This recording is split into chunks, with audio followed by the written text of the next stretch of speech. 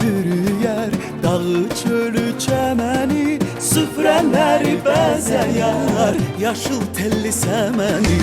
Arzu istək gizlənər, süfrələrin şamında, sevinər ana yurdum bu bayram axşamında. Tonqallar alovlanır, hər evdə gözəl xonçal, bugün el bayramıdır deyib gülək doyunca.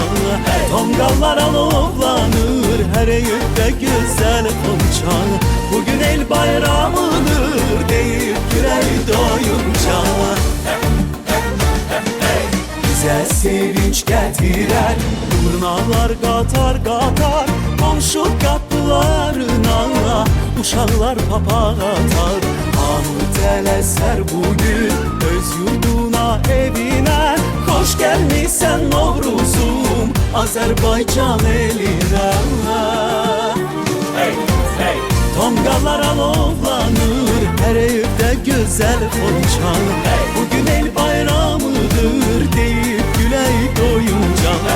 Tonqallar alovlanır, hər evdə gözəl xonçal, bugün el bayramıdır deyib gülək doyunca.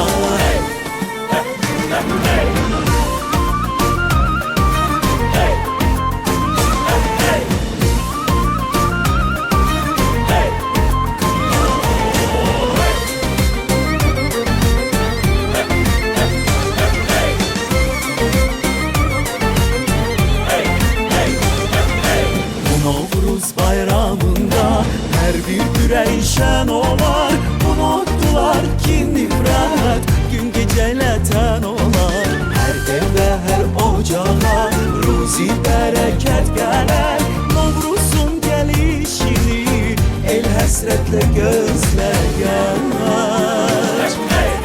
Sevinir ana yurdum, haydi yallı gedək, xoş gəlmisən Novruzum qədəmlərin mübarək.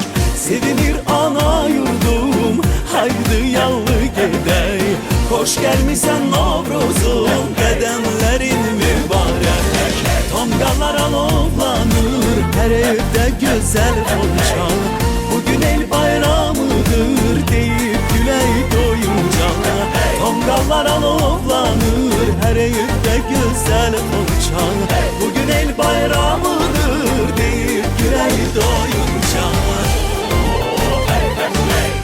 Əhsən, təşəkkür Aysel rəqs qrupuna, qıza Aysel xüsusi dərin rəqs təşəkkürümü qrupuna böyük bildirirəm. təşəkkürlər. Çox sağ olun qızlar.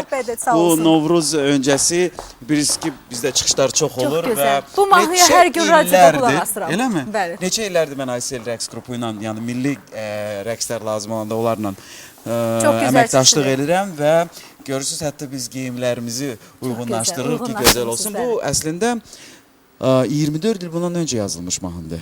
91-ci ildə onu ilk dəfə ifa etdim və bu Novruza hazırlıq kimi ötən ilin sonundan fikirləşdim ki, nəsə bir Novruza aid bir mahnı yazmaq lazımdır. Sonra da yadıma düşdü ki, Gül kimi bir mahnı var. Eldar Mansurovun sözləri İsmail Dadaşovundur.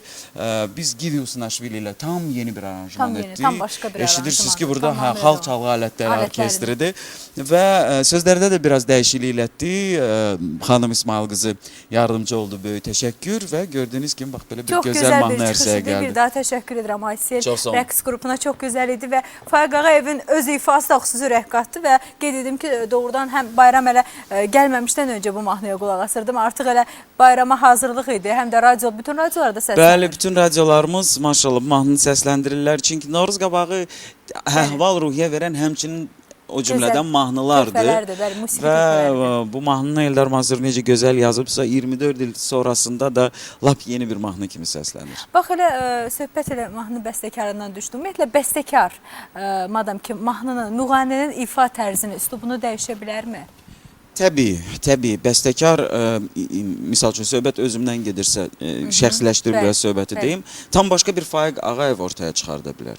Yəni, mən həm Eldar Mansurovla çalışmışam, həm İlham Abdullayevla, həm Faiq Sücəddinov, Gövhər Həsənzadə, xanım İsmail qızı, Nailə və Hikmət Mirməmmədli, cavanlar, Murad Arif mənim üçün mahnı yazıb, Ramal mənim üçün mahnı yazıb, Rəhim Rəhimli yazıb və hər yeni bəstəkar bir bir başqa bir müğənni, bir başqa bir Faiq Ağayev tapır və bəlkə də uğurun əsas səbəblərindən birisi də budur ki, maksimal dərəcədə çoxlu obrazlar yaradasan. Bunda da təbii ki, bəstəkarlar kömək edir. Söhbətindən doymaq olmur. Təşəkkür edirəm. Gözəl nasiq olmaqla